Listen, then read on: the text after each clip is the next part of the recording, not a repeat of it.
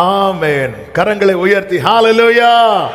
நாகும் தீர்க்கதரிசன புஸ்தகம் 1வது அதிகாரம், நாகும் 1வது அதிகாரம் அதனுடைய 12வது வசனத்தை வாசிக்க கேட்கலாம்.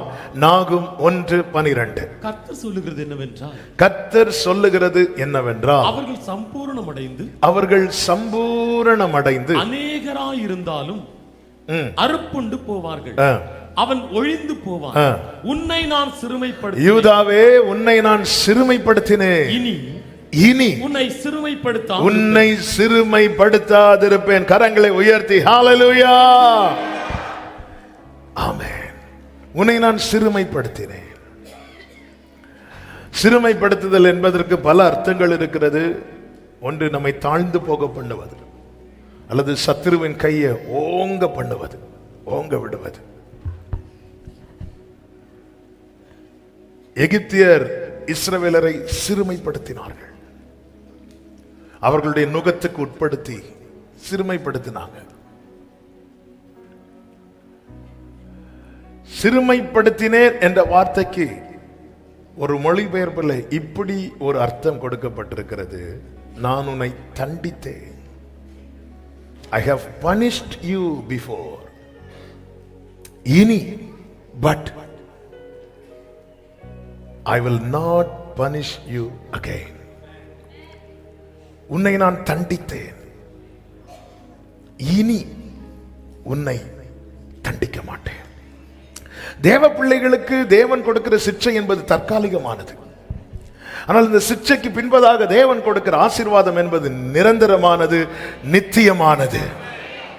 எரேமியா 30:11 சத்துருக்களை தண்டிக்கிறதும் அவருடைய ஜனங்களை தண்டிக்கிறதுமான காரியத்தை கர்த்தர் தீர்க்கதரிசியை கொண்டு சொல்லும் போது இப்படி சொல்லுகிறார், உன்னை ரட்சிப்பதற்காக நான் உன்னோடு இருக்கிறேன் என்று கர்த்தர் சொல்லுகிறார்.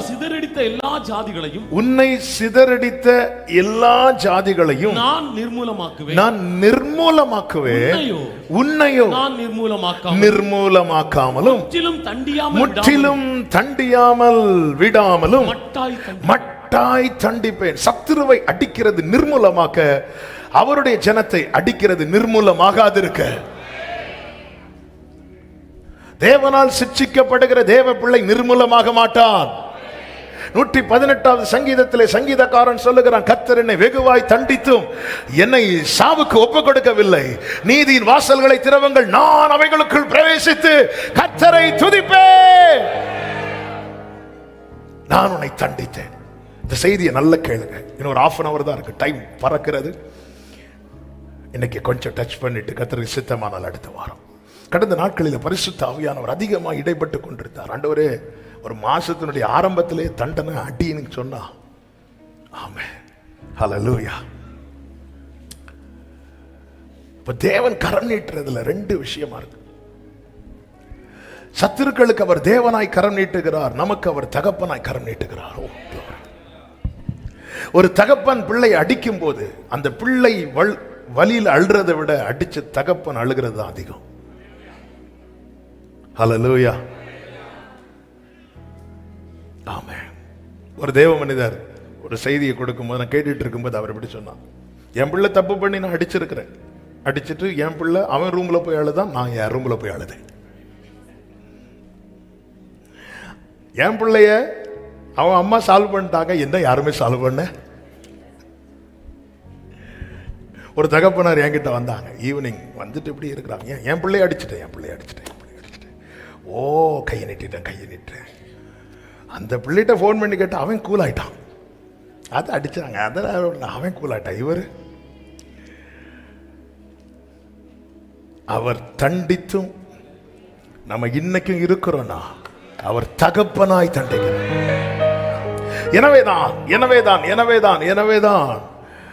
எரேமியா இப்படி ஜெபிக்கிறார். எரேமியா 10:24 கர்த்தாவே என்னை தண்டியும், ஆனாலும் நான் அவமாய் போகாதபடிக்கு கோபத்தினாலே அல்ல. எத்தனை பேர் இப்படி ஜெபம் பண்ணி இருக்கிறீங்க? இங்கே கர்த்தாவே என்னை தண்டியும் என்று சொல்லும் போது அது ஆங்கிலத்தில் இப்படி சொல்லப்பட்டிருக்கிறது, ஓ லார்ட் கரெக்ட் மீ, என்ன கரெக்ட் பண்ணுங்கப்பா. ஆமென். தகப்பன் பிள்ளை அடிக்கிறது கரெக்ட் பண்றதுக்காக. நம்ம தேவ சமூகத்தில் வர்றதே கலெக்ட் பண்றதுக்காக.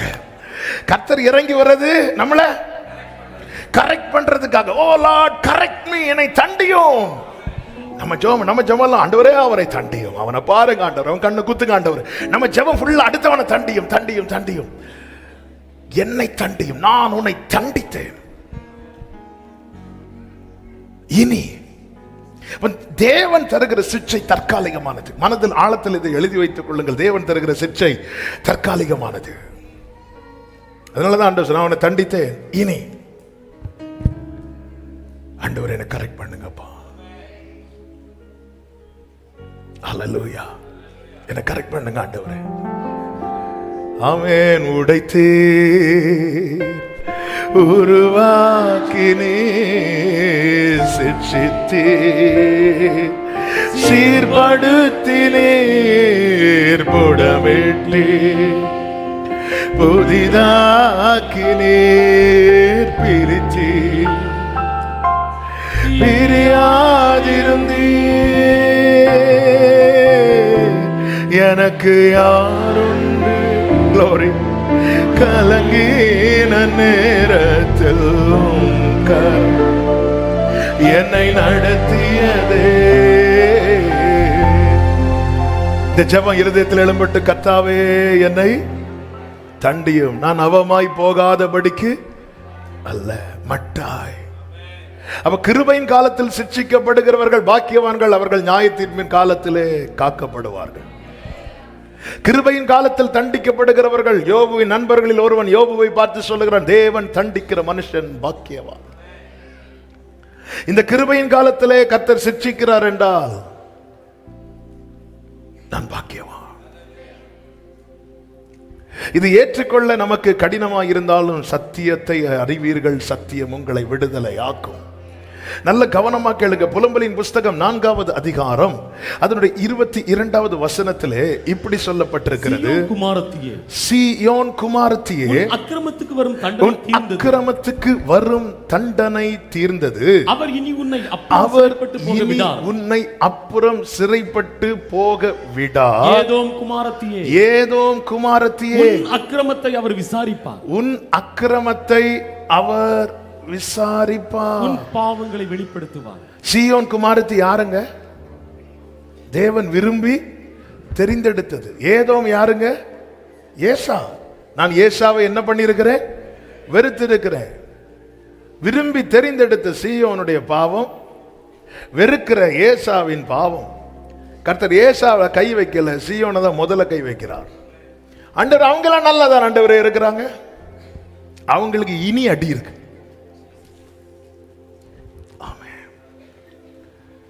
தெரிந்தெடுக்கப்பட்ட, பிரித்தெடுக்கப்பட்ட, அவருடைய பிள்ளையாக்கப்பட்ட ஒரு தேவ பிள்ளை முதலாவது விசாரிக்கப்படுகிறான்.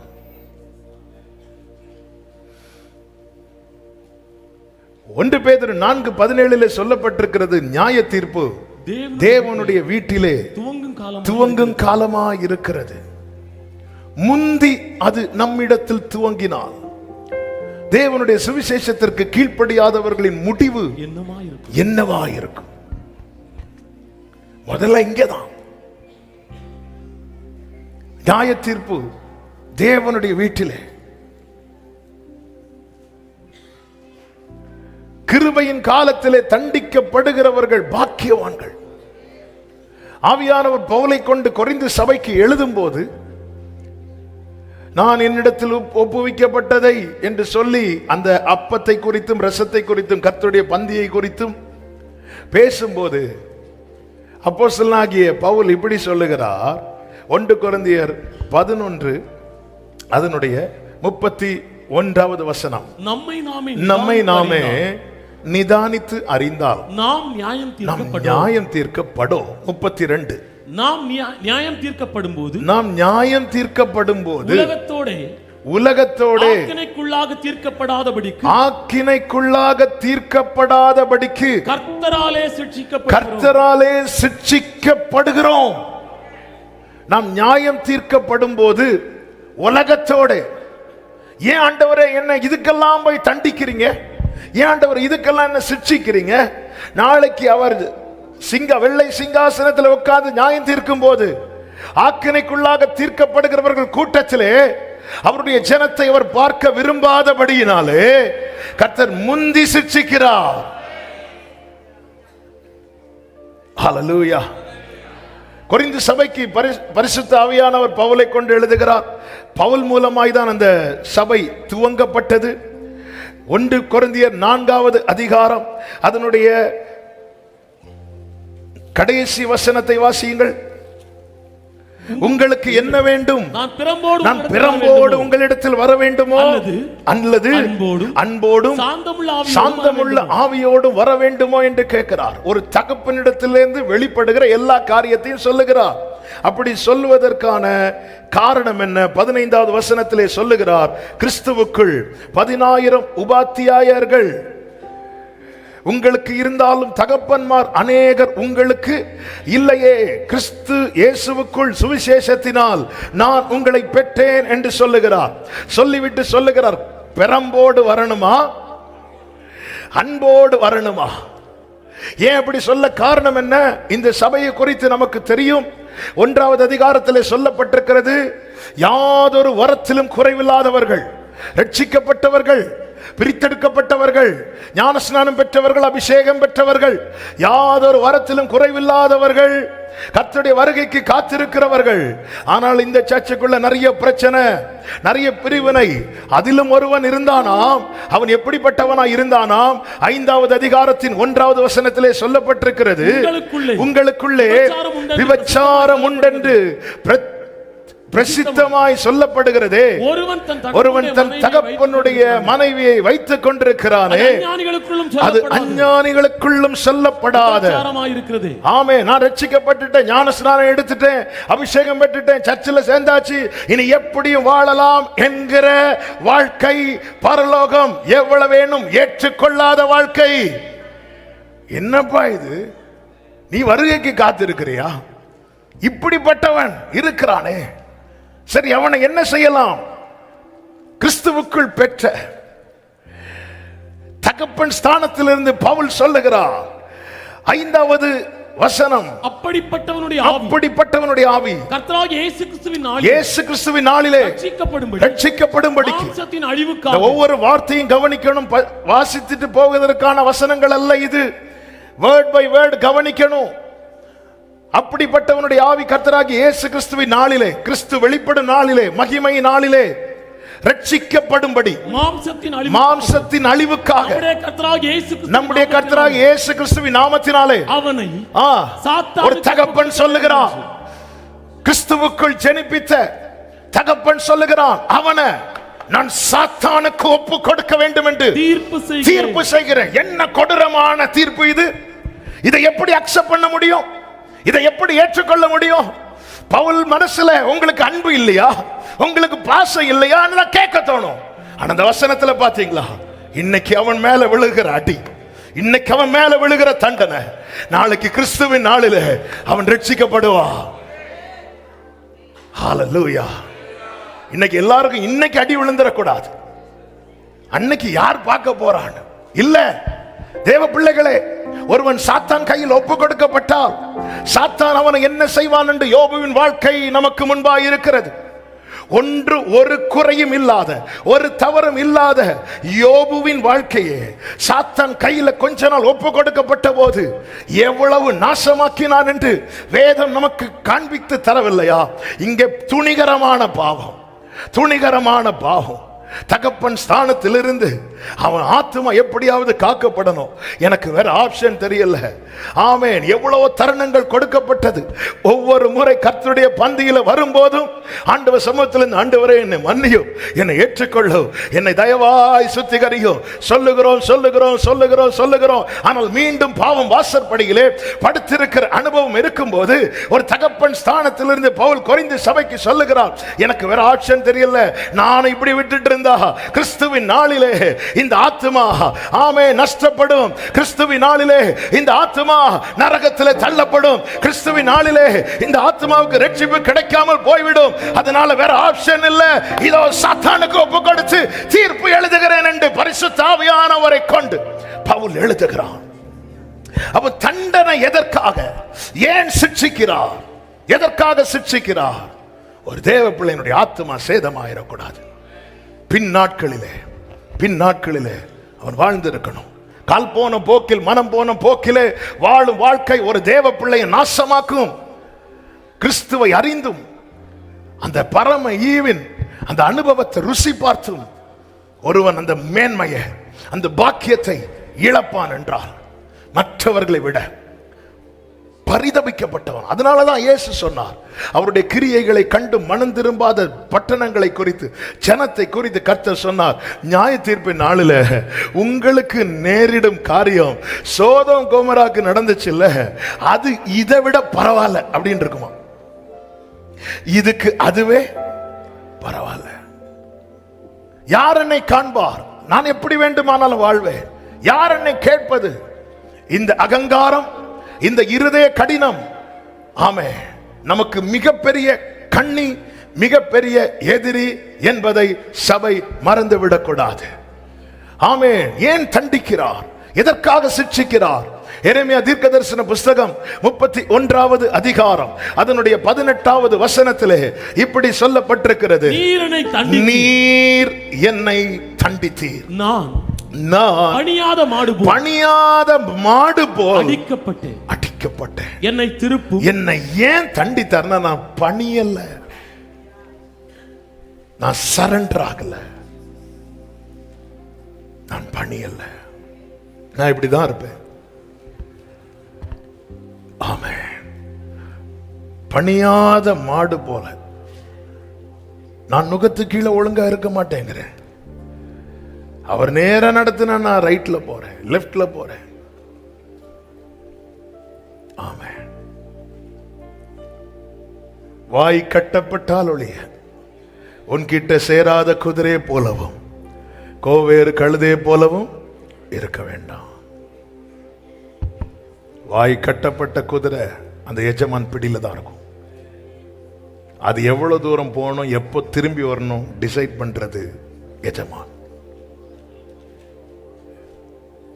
மற்ற குதிரைகள் அப்படி அல்ல, அது பாட்டுக்கு மேயும், அது பாட்டுக்கு போகும். நீரனை தண்டித்தீர். அப்ப பணியாத எல்லாரையும் தண்டிப்பாரா? இல்ல.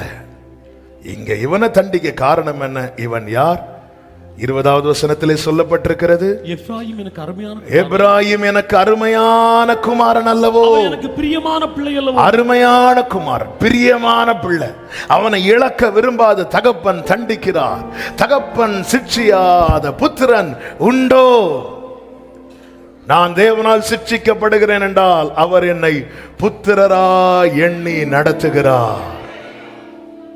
நான் என்ன பண்ணியும் எனக்கு தண்டனையே இல்லைன்னா நான் ஆபத்தான நிலையில் இருக்கிறேன் என்று அர்த்தம். ஆமென். நீதிமொழிகள் 13:24 சொல்லப்பட்டிருக்கிறது, பிரம்பை கையாளாதவன் தன் மகனை பகைக்கிறான்.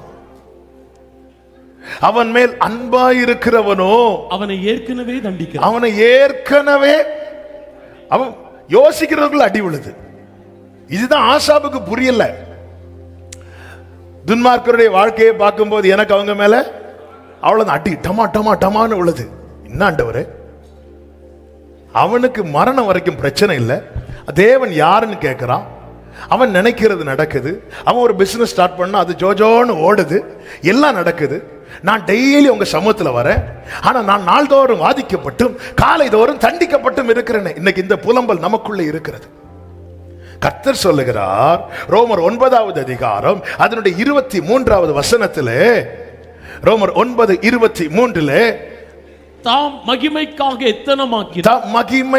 எத்தனமாக்கின கிருபா பாத்திரங்கள் மேல் தம்முடைய மகிமையின் ஐஸ்வரியத்தை தெரியப்படுத்தவும் சித்தமாய் அழிவுக்கு எத்தனமாக்கப்பட்ட கோபாக்கினை பாத்திரங்கள் மேல் அவர் மிகவும் நீடிய சாந்தத்தோடு பொறுமையா இருந்தாரானால் உனக்கென்ன? அழிவுக்கு எத்தனமாக்கப்பட்ட பாத்திரத்தின் மேல் அவர் எப்படி இருக்கிறாரோ அப்படியே பொறுமையா. சத்துரு அப்படி அவன் அப்படி துன்மார்க்கத்துல துணிந்து நடக்கும்போது கர்த்தர் எப்படி இருக்கிறாரா? ஏன்னா கர்த்தர் எப்படி எழுதிட்டார் தெரியுமா? அழிவு. ஆனா இன்னொரு பாத்திரம் இருக்குது, அங்க திரும்பின அடி, இங்க திரும்பின அடி, நினைச்சா அடி. ஏன் அங்க என்ன எழுதி வச்சிருக்கிறார் தெரியுமா? கிருபை. நான் தேவனால் சிட்சிக்கப்படுகிறேன் என்றால் இந்த பாத்திரத்தின் மேல் ஒரு எழுத்து இருக்கிறது. அந்த எழுத்தின் பெயர் தான் கிருபை. கர்த்தாவே என்னை தண்டியும். ஓ லார்ட் கரெக்ட் மீ. வெறுமையான பாத்திரம் நான் வெறுத்து க்ளோரி நீரம்பி வீழன் நாள்தோறும் வாதிக்கப்பட்டு காலைதோறும் தண்டிக்கப்பட்டும் இருக்கிறேன். முற்புறத்திலும் பிற்புறத்திலும் நெருக்கப்பட்டு கொண்டிருக்கிறேன். சில நேரத்தில் கர்த்தருடைய கரம் என் மேல் பாரமா இருக்கிறது. ஏன் ஆண்டவரே, ஏன் ஆண்டவரே? ஆண்டவர் சொல்வார், உன் மேல நான் அழிவு என்று எழுதவில்லை, உன் மேல நான் கிருபை என்று எழுதியிருக்கிறேன்.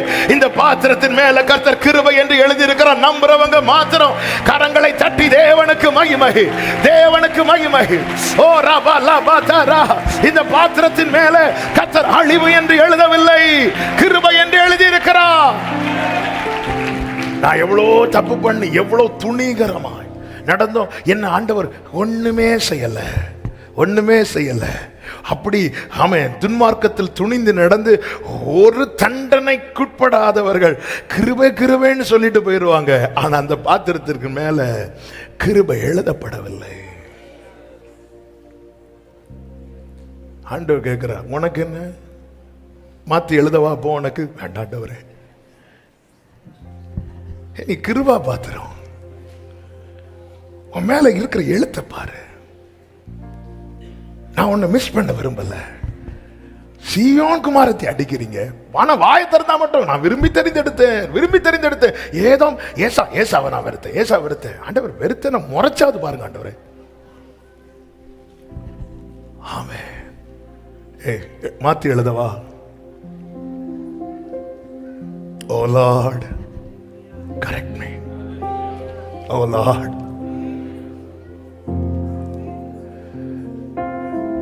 கனி செடி நீர் நிலைத்திருக்கோ கோடியாய் அடியே படுந்திலங்க கீழை நறுக்கே களை பிடுங்கி. சரி, கிருபை, கிருபை இது எனக்கு, நான் பாக்கியவான். ஆமென். எத்தனை இந்த பகல் வேளையில எத்தனை பேருக்கு தொட்டு சொல்ல முடியும், என் மேல கிருபை என்ன எழுதி இருக்கிறார், என் மேல கிருபை என்ன எழுதி இருக்கிறார். ஆமென். ஆண்டவர் இந்த முள்ளை எடுத்துருங்க, கிருபை போதும். ஆமென். வச்சுக்கோ, வச்சுக்கோ, வச்சுக்கோ. ஆமென். இந்த முள்ளை எடுத்துருங்க ஆண்டவரே, முள்ள இருக்கட்டு, இருக்கட்டு. ஏன் ஆண்டவரை இப்படி முள்ள தாரீங்க? ஏன்னா நீ கிருபா பாத்திரம். அப்பொழுது பவுல் சொல்கிறார், நான் அல்ல, என்னோடு இருக்கிற கிருபை எப்படி செய்தது. ஏன் ஆண்டவரை என்ன இந்த பாதையில் நடத்துறீங்க? உன் மேல எழுதின எழுத்து அப்படிப்பட்ட எழுத்து. நீ கிருபா பாத்திரம், நீ கிருபா பாத்திரம். ஹல்லேலூயா. ஆமென் சொல்லுங்க பார்க்கலாம். சத்தம் ஆமென் சொல்லுங்க. பிரம்பை கையாளாதவன் தன் மகனை பகைக்கிறான். அதான் ஒரு தேவ மனிதர் சொன்னார், ஆண்டவர் உங்களுக்கு என் மேல பாசமே இல்லையா? ஆமாம். கேரளாவை சேர்ந்த ஒரு தேவ மனிதர், எங்க அப்பா பலமுறை இந்த சம்பவத்தை சொல்லி இருக்கிறார். பெரிய தேவ மனிதர், ஆண்டவரே உங்களுக்கு பாசமே இல்லையா வர வர? ஆமாம். அசிஸ்டன்ட் பக்கத்துல இருந்து கேட்கிறார், இவர் வயசானதுல ஏதோ ஒன்று ஆயிட்டு. மீட்டிங் ப்ரேயர், அவர் ப்ரேயர் முடிச்சுன்னு வந்துடு, என்ன பாஸ்டர் ஒரு காலத்தில் கஷ்டப்பட்டோம், அவ்வளோ காயப்பட்டோம், வருத்தப்பட்டோம், அப்பெல்லாம் ஸ்தோத்திரம் பண்ணிட்டு இப்போ நல்லா இருக்கிறோம், ஊழியம் வளருது, ஆத்துமாக்கள் வந்துட்டு இருக்கிறாங்க, இப்போ பார்த்து உங்களுக்கு பாசமே இல்லையா? இல்லைப்பா, கொஞ்ச நாளாகவே அவர் ஒன்றுமே கண்டிக்கவும் இல்லை, தண்டிக்கவும் இல்லை, எனக்கு பயமாக இருக்கு, நம்ம வேற எப்போ போவோன்னு தெரியாது. 99வது வயதிலும் ஆபிரகாம் இடத்துல கர்த்தர் சொல்லுகிறார், என் முன்னாடி நடந்து கொண்டு உத்தமனாயிரு. இப்படி சத்தம் என் காதில் நான் கேட்டுட்டே இருக்கேன். ஆண்டவரே, வேண்டாத கிளைகளை நறுக்குங்கப்பா, வேண்டாத களைகளை பிடுங்குங்கப்பா. நான் உங்க சமூகத்தில் நிக்கணும் ஆண்டவரே. உன்னை நான் சிறுமைப்படுத்தினேன். வெள்ளிக்கிழமை சொன்ன செய்தி லைட்டா டச் பண்றேன், நமக்கு டைம் பறக்கிறது. உன்னை நான் சிறுமைப்படுத்தினேன். எகிப்தின் நுகம் கழுத்துல ஏறினதுக்கு அப்புறம் தான் இஸ்ரவேலர்களுக்குள்ள இதுல இருந்து வெளியே போகணுங்கிற விருப்பமே வந்துச்சு. தேவன் விருப்பத்தை முதல்ல உண்டாக்குவார், அதன் பிறகு செய்கையை உண்டாக்குவார். விருப்பத்தை உண்டாக்குனார். அவங்க முறையிட்டு கொண்டிருந்தாங்க. விருப்பம் வந்துட்டுல, விரும்பிட்டல, இனி உன்னை சிறுமைப்படுத்த மாட்டேன். மோசே அனுப்பிட்டார், வெளியே கொண்டு வந்துட்டார். ஹல்லேலூயா. மாமனார் முகம் மாறினதும் யாக்கோபுக்கு விருப்பம் வந்துச்சு. நான் எங்க அப்பா வீட்டுக்கு போறேன், கானானில் இருக்கிற என் தகப்பன் வீட்டுக்கு போறேன். ஏன் ஆண்டவர் சிறுமைப்படுத்துகிறார்? நீதியின் பாதையில கொண்டு வருவதற்காக. ஏன் நீதியின் பாதையில கொண்டு வரணும்? நீதியின் பாதையில் ஜீவன் உண்டு, அங்கே மரணம் இல்லை. ஆமென். ஹல்லேலூயா. எபிரேயர் 12:5 முதல் நீங்க கவனிச்சீங்கன்னா தெரியும். கர்த்தர் நேசிக்கிறவர்களை சிட்சிக்கிறார். யாரை சேர்த்து கொள்ள சித்தமாய் இருக்கிறார்? 6வது வசனம், அவர்களை சிட்சிக்கிறார். ஏன் சிட்சிக்கிறார்? நாம் அவருக்கு பணிந்து போக வேண்டும், அடங்கி நடக்க வேண்டும். 9வது வசனத்திலே சொல்லப்பட்டிருக்கிறது, அன்றியும் நம்முடைய சரீரத்தின் தகப்பன்மார்கள் நம்மை சிட்சிக்கும் போது அவர்களுக்கு நாம் அஞ்சி நடந்திருக்க நாம் பிழைக்கத்தக்கதாக ஆவிகளின் பிதாவுக்கு வெகு அதிகமாய் அடங்கி நடக்க வேண்டும் அல்லவா? அடங்கி நடக்கணும். அப்படி அடங்கி நடக்கிறதுல நமக்கு இருக்கிற ஆசீர்வாதம், அது மேன்மை, அது சொல்லி தீராது. யோபுவின் புஸ்தகம் 36வது அதிகாரம், அதனுடைய 10, 11, 12 வசனங்களை நிறுத்தி நிறுத்தி வாசிக்க கேட்கலாம். அக்கிரமத்தை விட்டு திரும்பும்படி அவர்கள் செவியை திறந்து கர்த்தர் என்ன செய்கிறாராம்? கடிந்து கொள்ளுகிறாராம். 11வது வசனம், அப்படி கடிந்து கொள்ளப்பட்டவன் அடங்கி அவரை சேவித்தால் தங்கள் நாட்களை நன்மையாகவும் தங்கள் வருஷங்களை செல்வ வாழ்வாகவும் போக்குவார்கள். அடங்கி வாழ்றாங்க தெரியுமா? அவர்கள் தங்கள் நாட்களை நன்மையாக. எங்க இனி எவ்வளவு காலங்க இந்த பூமியில வாழ போறோம்? எவ்வளவு காலம் நிக்க போறோம்? நாளாக எவ்வளவு வேகமா ஓடுகிறது. இருக்கிற நாட்கள்ல நன்மையாகவும் செல்வமாகவும் ஆசீர்வாதமாகவும் வாழ்ந்துட்டு போன நம்ம கூட இருக்கிறவங்களுக்கு மகிழ்ச்சிங்க. ஆமென். நாம் நம்மை கெடுத்து அதன் மூலமாய் நம்மை சூழ்ந்திருக்கிறவர்களை கெடுத்து கர்த்தர் கடிந்து கொள்றாரா, சிட்சிக்கிறாரா? அவருக்கு அடங்கணும். அடங்கிட்டா அடுத்து வருகிற நாட்கள் எல்லாம் நன்மையாகவும், அடுத்து வருகிற வருஷங்கள் எல்லாம் எப்படி இருக்குமா? செல்வ வாழ்வு, இனிமையாகவும். ஒரு சங்கீதம் உண்டல்லவா, சகோதரர்கள் ஒருமித்து வாசம் பண்ணுவது எத்தனை நன்மையும். அப்போ நன்மையும் இருக்கிறது, இன்பமும் இருக்கிறது. அநேக வீட்டில் நன்மை இருக்கு, இன்பம் இல்லை. இன்பம் இருந்தாதான் நன்மை அனுபவிக்க முடியும். அதுதான், நீ அடங்கிட்டேன்னா உனக்கு நன்மையும் உண்டு, பிராஸ்பரிட்டியும் உண்டு, பிளஷர்ஸும் உண்டு. இன்னைக்கு நன்மை இருக்கு, வீடு ஃபுல்லா ஆகாரம் இருக்கு. ஆகாரம் நன்மை தானே, ஆனா சாப்பிட முடியல, ஏன்னா இன்பம் இல்லை. ஹல்லேலூயா. இன்பம் இல்லைன்னா சாப்பாடு இறங்காது, இன்பம் இருந்தா இறங்கிட்டே இருக்கும். ஆமென். ஹல்லேலூயா. நீதிமான் புசித்து திருப்தியா இருக்கிறான், ஏன்னா அவனுக்குள்ள இன்பம் இருக்கிறது. எப்படி இன்பம் இருக்கிறது? அவருடைய நாமம் பலத்த துருகம், நீதிமான் அதற்குள்ளே ஓடி சுகமாயிரும். அவனுக்கு இன்பம் இருக்கிறது, அதனால அவன் புசித்து திருப்தியா இருக்கிறான், நல்லா சாப்பிடுறான், சந்தோஷமா இருக்கிறான். சீஷர்கள் சாப்பிடுறத குறித்து வந்து கம்ப்ளைண்ட் பண்ணும் போதே மணவாளன் கூட இருக்கிறாருப்பா அப்படிங்கிறாங்க. அவங்க இன்பமா இருக்கிறாங்க.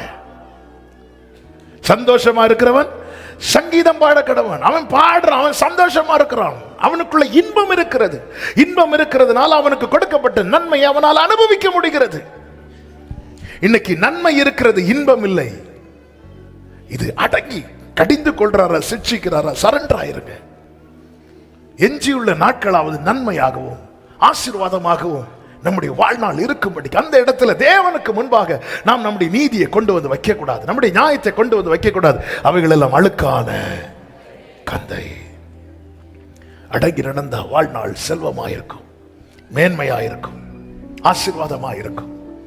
சபையோடு கர்த்தர் பேசுகிறதெல்லாம் ஃபியூச்சருக்காக. ஆமென் சொல்லுங்க பார்க்கலாம். ஹல்லேலூயா. ஃபியூச்சருக்காக. அடங்கி நடந்தா செல்வமா இருக்கும். 12வது வசனம், அடங்கார்களை ஆகில் பட்டயத்துக்கு இரையாகி ஞானம் அடையாமல் மாண்டு போவார்கள். அப்போ சிட்சையில அடங்குகிறவர்களும் உண்டு, அடக்கம் பண்ணப்படுகிறவர்களும் உண்டு. ஹல்லேலூயா. ஆமென் சொல்லுங்க. எனக்கு தெரியும் இன்னைக்கெல்லாம் நிறைய ஆமென் வராது. நான் ஆண்டவர் பேசுறத தரக்கூடிய வார்த்தை அப்படியே சொல்லிதான் ஆகணும். நம்ம பல நேரத்தில் நம் பிழைகளை உணராமல் அப்படியே இருந்துட்டே இருக்கிறோம். ஏன் ஆண்டவரை எனக்கு இது கிடைக்கல, ஏன் ஆண்டவர் அவன் கை வாங்கிட்டு, ஏன் ஆண்டவரை இப்படி, ஏன் ஆண்டவரை இப்படி. அப்போ ஆண்டவர் செவியை திறப்பார். செவியை அப்படி பிடிச்சு இழுத்து காத்தா. தாவீது சொல்றாரு, நீதிமான் என் தலையை தயவாய் கொட்டட்டும். அவன் ஒருத்தர் என் தலையை கொட்டணும்னா நான் இடம் கொடுக்கணும். பேசுங்க. ஹல்லேலூயா. ஆமென். எவ்வளவு இடத்துல தாவீது சிக்ஷிக்கப்பட்டார் தெரியுமா? அந்த தாவீது சொல்லுகிற, நான் உபத்திரவப்பட்டது எனக்கு நல்லது. நான் உபத்திரவப்பட்டது. சிக்ஷையை ஏற்றுக்கொள்ள வந்தவன் சவுல் சிக்ஷிக்கிறவங்களை கொன்னுட்டான், கடிந்து கொண்டவங்களை கொன்னுட்டான். தீர்க்கதரிசி பார்த்தாலே கொன்றுவான். ஏதாவது நம்மளை பார்த்து சொல்ல போறார். சாமுவேல் அதுக்கப்புறம் சவுல் பக்கமே போகல, ஏன்னா நம்ம கையில கிடைச்சா எப்படியும். ஆனா தாவீது அப்படி கிடையாது. அவன் ராஜாவா இருந்தாலும் ஆமென் சிக்ஷிக்கப்படும் போது சரண்டர் ஆயிடுவார். ஆண்டவரே, நான் துர்க்குணத்தில் வருவான், என்னை கழுவு, என்னை சுத்திகரியும், எனக்கு சுத்த இருதயத்தை தார். நீர் நொறுக்கின எலும்புகள் களிகூறும். அவன் நொறுக்கிறதுக்கு என்ன வேணாலும் பண்ணுங்க ஆண்டவரே, என்ன உங்க சமூகத்தை விட்டு மட்டும் தள்ளிராதீங்க, உங்க பரிசுத்த ஆவியை மட்டும் என்னை விட்டு எடுத்துறாதீங்க. இந்த தாவீதுக்கு தான் கர்த்தர் சதா காலமும் கிருபை செய்கிறார். அடங்கி நடந்த ஆசீர்வாதம். அடங்கார்களை நாங்க இப்படிதான் இருப்போம். அதனாலதான் ஒரு கட்டத்துல ஆண்டவர் மன வியாகுலத்துல, வேதனையில, இவர்கள் வழுவி போகிற ஜனம் என்று சொல்லி எப்ப சொல்றார்? 40 இயர்ஸ்க்கு அப்புறம். 40 இயர்ஸ் வெயிட் பண்ணி இவர்கள் வழுகி போகிற ஜனம் என்று சொல்லி, இவர்கள் என்னுடைய இளைப்பாறுதலில் பிரவேசிக்க மாட்டார்கள் என்று கர்த்தர் எப்படி ஆணையிட்டாராம்? கோபத்தில் ஆணையிட்டார். ஒரு நாள் 2 நாள்ல 40 வருடம் அவர்களை வனாந்தரத்தில் அரோசித்து அப்புறம் பார்க்கிற வேற வழியில் இவங்க வழுவி போகிற ஜனங்க நிக்க மாட்டேங்கிறாங்க, பிடியில நிக்க மாட்டேங்கிறாங்க. மோசே பாருங்க, சிட்சை அக்செப்ட் பண்றார். மோசைக்கு கொடுக்கப்பட்ட சிட்சை, ஒரு சிட்சை என்ன தெரியுமா? எழுத்தின்படியான கானானுக்குள்ள நீ போக முடியாது. ஓகே, ஹல்லேலூயா. இந்த சிட்சையை அக்செப்ட் பண்ணதுனாலதான் மகிமையின் கானான்ல மோசே இருந்தார். ஹல்லேலூயா, ஹல்லேலூயா. நீதிமானுக்கு பூமியிலே சரி கட்டப்படும். மோசே என்ன சொல்லிட்டு கொண்டிருப்பார்? நீ கொண்டு போய் சேர்ப்பேன். ஆண்டு சொல்ற, மோசே நீ போக மாட்ட, மோசே யோசுவா கொண்டு போ, நீ வா. சிட்சை அக்செப்ட் பண்றார். அதன் அடையாளம் அந்த மலையில ஏறி போறார். எழுத்தின்படியான கானான் கிடைக்கல, சில சிட்சையில சில காரியத்தை ஆண்டவர் ஸ்டாப் பண்ணுவார். ஆமே, ஹல்லேலூயா. எதுக்கு தெரியுமா? இந்த எழுத்தின்படியான கானான் மிஸ் ஆனாலும் பரவாயில்ல. ஆமே, அந்த பரம கானான் மிஸ் ஆயிடக்கூடாது. இந்த பூமியில இப்போ எருசலேம் இருக்கிறது. அந்த எருசலேம் பார்க்கலனா கூட பரவாயில்ல, அந்த பரம எருசலேமை பார்க்காம போயிடக்கூடாது. மோசே அக்செப்ட் பண்றார். ஐயோ இது உனக்கு கிடைக்காது, ஐயோ இது கிடைக்காது, அவ்வளவுதான் ஆண்டவரே, நீங்க போங்க ஆண்டவரே, நான் உங்களுக்காக இதுக்காகவா ரெடி. கடைசி வரை மோசே கூடவே இருந்தார். அடக்காராதனை முடிச்சிட்டு யோசுவா கிட்ட வரார். நான் மோசையோடு இருந்தது போல உங்க கூட இருப்பேன். வேற யாருக்கும் மோசே கூட கடைசி வரை இருக்க முடியல. கூட இருந்துட்டு மோசையை காட்டி கொடுக்கிறார். அங்க பாரு மோசே, அதான் அங்கதான் நான் உன்னை கொண்டு போவேன்னு சொன்னேன், ஆனா நீ கொஞ்சம் உனக்கு ஒரு 2 அடி தர வேண்டி இருந்துச்சு, நான் செஞ்சுட்டேன்.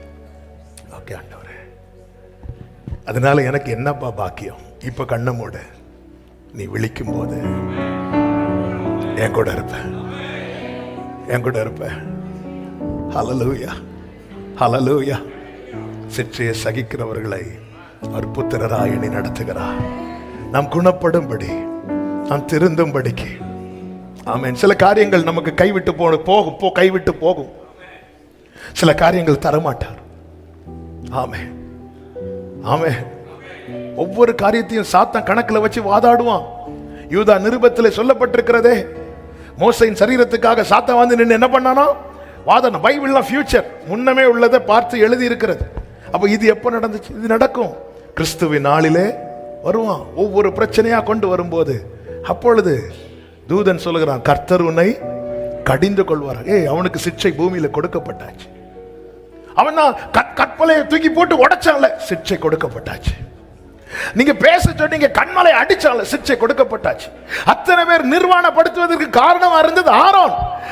வெதுவா லேவி கோத்திரத்தை பக்கத்துல வர வச்சுட்டு மற்றவங்களை வெட்டினால, அந்த இடத்துல ஆரோனை எஸ்கேப் பண்ணால. சிக்ஷை கொடுக்கப்பட்டாச்சு, சிக்ஷை கொடுக்கப்பட்டாச்சு. கர்த்தர் உன்னை கடிந்து கொள்வாராக. பிரதான ஆசாரியனாக யோசுவா அழுக்கு வஸ்திரம் தரித்து நிற்கும் போது சாத்தான் வந்து நிற்கிறான். கர்த்தர் உன்னை கடிந்து கொள்வாராக. இந்த பூமியில தேவனால் சிட்சிக்கப்படுகிறவன் பாக்கியம். ஹல்லேலூயா, ஆமென். வந்து நின்னா பாத்தீங்களா, மோசையின் சரீரத்துக்கு வந்து, ஆமென், விடக்கூடாது வந்து நிக்கிறான். ஹல்லேலூயா. என்ன அங்க கொண்டு போய் சேர்க்க வேண்டாம். இதுதான் அவருடைய விருப்பம், இதுதான் அவருடைய ஆசை. எனவே தான் தேவ பிள்ளைகளே, பணியுங்கள், விட்டு கொடுங்கள். ஹல்லேலூயா, ஹல்லேலூயா. கருணையின் அழைப்பினா மரண நேரம் வருகையில் சுற்றத்தா சூழ்ந்திட பற்றுள்ளோர் பதறிட மகிமையில் இயேசுவை தரிசிக்கோ நேரத்தில் அந்த நாளே பாக்கிய நாள், அந்த ஆமென், பாக்கிய நாள். ஹல்லேலூயா, ஹல்லேலூயா, ஹல்லேலூயா, ஹல்லேலூயா. ஆமென். சிட்சை தற்காலிகம்.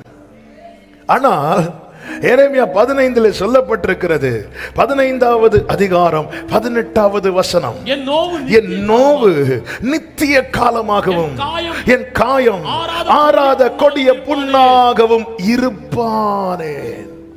ஆண்டவர் சிட்சை தற்காலிகம் சொல்றீங்க, ஆனா ஏன் ஆண்டவர் என் நோவு நித்திய காலமாய் இருக்கிறது? இந்த பிரச்சனை எந்த வருஷம் ஆண்டவரே முடிய போகுது? இந்த வலி எப்போ ஆண்டவரே மாற போகுது? இந்த நோவு, என் வேதனை, அது நித்திய காலமாய் போக காரணம் என்ன?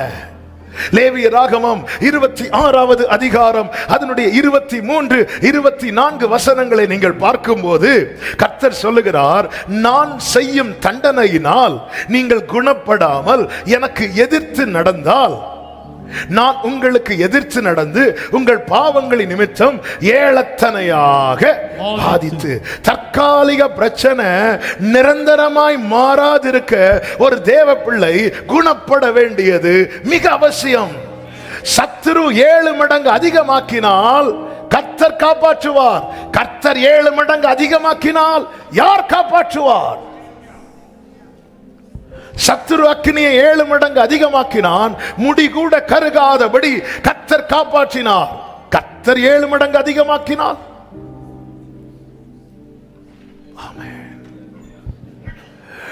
காயின் மேல போட்ட அடையாளத்தை கூட காயினால தாங்க முடியல.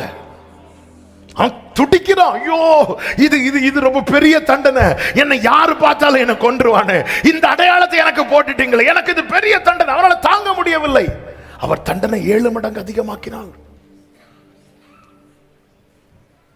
ஹல்லேலூயா.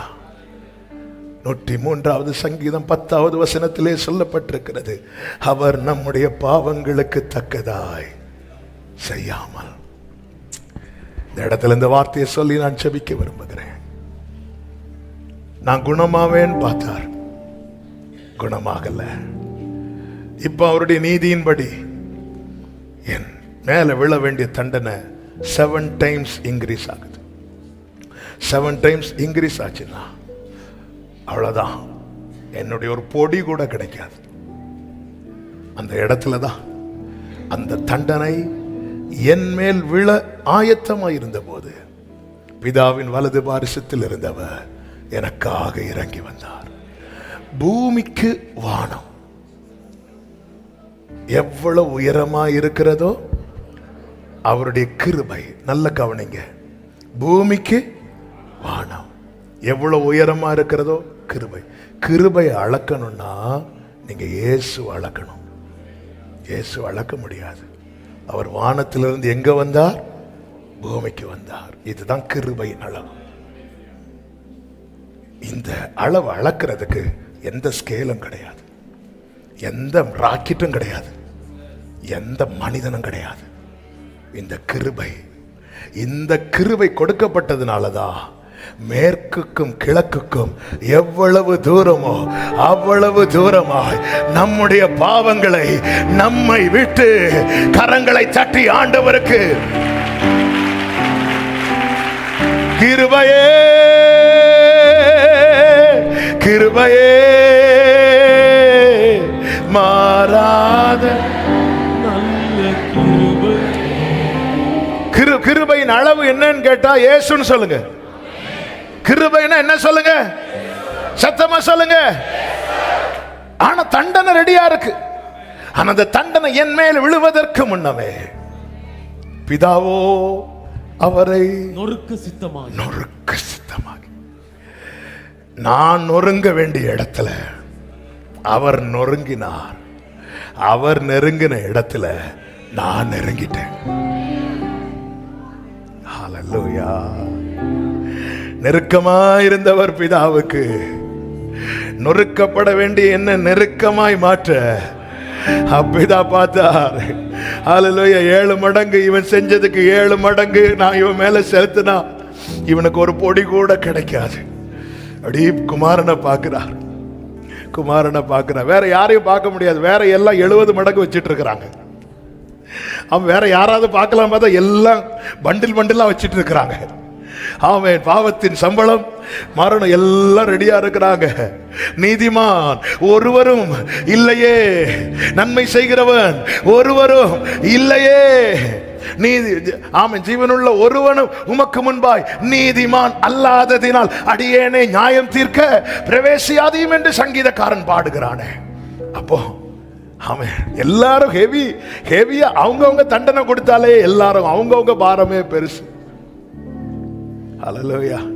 குமாரனை பார்க்கிறார். செல்ல பிள்ளை பிதாவின் மடியில் இருந்தவர், பிதாவின் வலது பக்கத்தில் இருந்தவர், செல்ல பிள்ளை, பாவமே அறியாதவர், எவ்வளவு வேணும் மாசு இல்லாதவர்.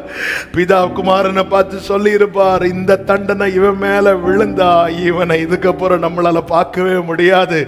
ஆனா நீங்க ஏற்றுக்கிட்டீங்கன்னா நீங்க ஜெயிச்சிருவீங்க, அவனை வந்துருவான். குமாரனாகிய கிறிஸ்து தம்மை தாமே ஒப்பு கொடுக்கிறார். ஹல்லேலூயா. நான் போயிட்டு வரேன்பா, நீங்க எவ்வளவு அவனை நேசிக்கிறீங்க என்பதை நான் காட்டுறேன்ப்பா. கர்த்தரின் அன்பை ஆபிரகாம் கண்டான், ஆபிரகாமுக்கு காண்பிக்க தெரியல. பிதாவின் அன்பை மோசே கண்டான், மோசேக்கு காண்பிக்க தெரியல. பிதாவின் அன்பை தாவீது கண்டான், தாவீதுக்கு காண்பிக்க தெரியல. பிதாவின் அன்பை கண்டவர் மாத்திரமல்ல, இவர் காண்பிக்கவும் செய்தார். அவர்தான் எனக்காக இறங்கி வந்த என் ஆண்டவராகிய இயேசு கிறிஸ்து. ஆமென் சொல்லுங்க பார்க்கலாம். ஆமென் சொல்லுங்க பார்க்கலாம். ஒண்ணுதான் இப்பொழுது கேட்கிறார். ஆமென். பாவம் அறியாத அவர் நமக்காக பாவமாயிட்டார், நம்மை நீதிமான்கள் ஆக்கிட்டார். இப்பொழுது நாம் செய்ய வேண்டியது என்ன? பணிந்து. ஹல்லேலூயா, ஹல்லேலூயா. பணிந்து. I surrender all. I surrender. விசுவாசத்தை துவக்குகிறவரும் அதை முடிக்கிறவருமாய் இருக்கிற இயேசுவை நோக்கி, இயேசுவை நோக்கி, இயேசுவை நோக்கி. இப்போ இந்த வாய் கட்டப்பட்டு விட்டது. எஜமான் அவர்தான், அவர்தான் டிசைட் பண்ணுவார். நாங்க எல்லாம் இங்க போறோம், வரியா? வரணும்னு ஆசை, கயிறு யார்கிட்ட இருக்கு? வாய் கட்டப்பட்டால் ஒழிய உன்கிட்ட சேராத குதிரையை போலவும் கோவேறு கழுதையை போலவும் இருக்க வேண்டாம். 32வது சங்கீதம் நீங்க படிச்சீங்கன்னா தெரியும். ஒரு பெரிய மன்னிப்பை கொடுத்துட்டு அடுத்த கண்டிஷனுக்குள்ள கொண்டு வரார். எவனுடைய மீறுதல் மன்னிக்கப்பட்டதோ, எவனுடைய பாவம் மூடப்பட்டதோ அவன் பாக்கியவான். எவனுடைய அக்கிரமத்தை கர்த்தர் எண்ணாது இருக்கிறதோ அவன் பாக்கியவான். நான் நித்தம் அடக்கி வைத்த மட்டும் நித்தம் கதறுதலினாலே என் எலும்புகள்லாம் இப்படி ஆயிட்டு, அப்பொழுது நான் என் மீறுதல்களை உமக்கு அறிக்கையிட்டேன். தேவரீர் பாவத்தின் தோஷத்தை மன்னித்தீர். மன்னித்து முடிச்சிட்டு சொல்றார், இனி எப்படி இருக்கணும் தெரியுமா? கட்டப்பட்டு இருக்கணும். நான் உனக்கு போதித்து நடக்கும் பாதையை. யாருக்கு? மன்னிக்கப்பட்டவனுக்கு. தண்டிக்கப்பட வேண்டியவன் தண்டனை அவர் ஏற்றுக்கொண்டார். நம்மேல் விழும் ஆக்கினை அவர் மேல் விழுந்தது. இவன் மன்னிப்பை பெற்றவனுக்கு கர்த்தர் சொல்லுகிறார், ஆமே, நான் உனக்கு போதித்து நீ நடக்க வேண்டிய வழியை உனக்கு காட்டுவேன். உன்மேல் என் கண்ணை வைத்து உனக்கு ஆலோசனை சொல்லுவேன். அடுத்த வார்த்தை, வாரினாலும் கடிவாளத்தினாலும் வாய் கட்டப்பட்டால் ஒழிய உன்கிட்ட சேராத புத்தி இல்லா குதிரையை போலவும் கோவேறு கழுதையை போலவும் இனி ஒன்னு அவுத்து விட்டுட்டோம் நினைக்காதேங்கிறார். ஆமே, அடங்கிரு, அடங்கிரு, அடங்கிரு. எவ்வளவு பெரிய மன்னிப்பு உனக்கு கொடுத்திருக்கிறது தெரியுமா? உன்னை நான் இழக்க விரும்பல. நீ அடங்கிரு, நான் நடத்துவேன். நடக்க வேண்டிய வழியிலே நடத்துவேன். நித்தம் நடத்துவேன். மகா வறட்சியான காலத்தில் நடத்துவேன். நீர்ப்பாய்ச்சலான தோட்டம் போல நான் வச்சிருப்பேன். என் ஆலோசனையின்படி நடத்தி முடிவிலே மகிமை. விட்டு கொடுப்போம். தண்டித்தது நன்மைக்கு, சிட்சித்தது நன்மைக்கு. நான் பணியாத மாடு போல அடிக்கப்பட்டேன்.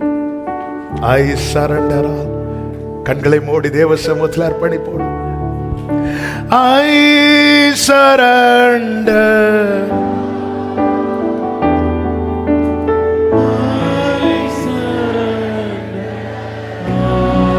All to thee, my blessed Savior. All to thee, my blessed Savior. I surrender. கரங்களை உயர்த்தி அர்ப்பணிக்கிறேன்.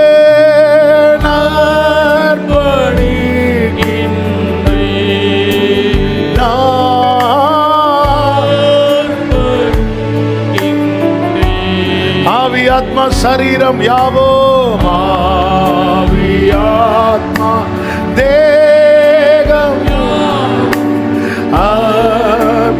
உண்மையான அர்ப்பணிப்பு உள்ளவர்கள் வலது கரத்தை உயர்த்தி ஐ சரண்டர். பணியாத மாடு போல அடிக்கப்பட்டது போதுமா? என்னை அர்ப்பணிக்கிறேன்.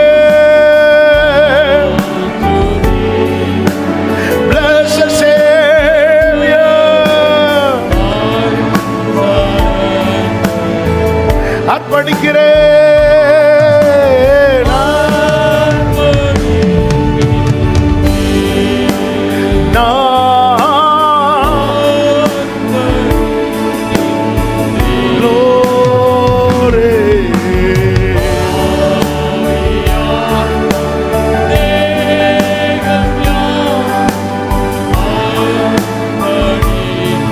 ஆமென். ஒரே ஒரு நிமிஷம்.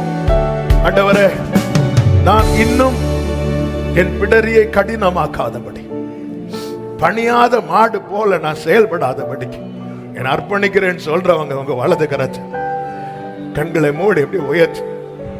அப்படி அர்ப்பணிக்கிறவர்களை பார்த்துதான் கர்த்தர் இந்த மாத வாக்குத்தத்தத்தை தருகிறார். உன்னை நான் சிறுமைப்படுத்தினேன், இனி இனி உன்னை சிறுமைப்படுத்த மாட்டேன். உன் மேல் இருக்கிற அவன் நுகத்தடிய நான் உடைப்பேங்கிறான். அவன் சம்பூர்ணம் அடைந்திருந்தால் அறுப்புண்டு போவான். ஹல்லேலூயா. ஆண்டவரே நான் பணிகிறேன், என்ன பணிய வச்சிருங்க. ஆண்டவரே நான் கரெக்ட் இல்லைன்னா கரெக்ட் பண்ணிருங்கப்பா. என்ன கண்டுக்காம விட்டுறாதீங்கப்பா. உலகம் கண்டுக்காம விடட்டுங்க, அதனால ஒரு லாபம் கிடையாது, நஷ்டம் கிடையாது. ஆண்டவர் நீங்க என்ன கண்டுக்காம விட்டுறாதீங்க, என்ன கரெக்ட் பண்ணுங்கப்பா, என்ன கரெக்ட் பண்ணுங்கப்பா. நன்றியப்பா, நன்றியப்பா, நன்றி தகப்பனே. ஆளுகை செய்யும், உமக்குள்ள மகிழ பண்ணும், எல்லாம்